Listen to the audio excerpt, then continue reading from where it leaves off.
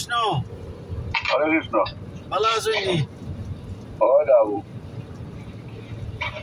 আজকে ছুটি নেই নাকি দা?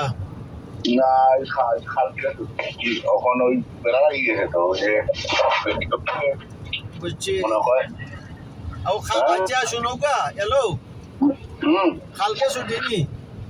হয় কালকে আমার একটা কাম করুন জানে প্লিজ। হয়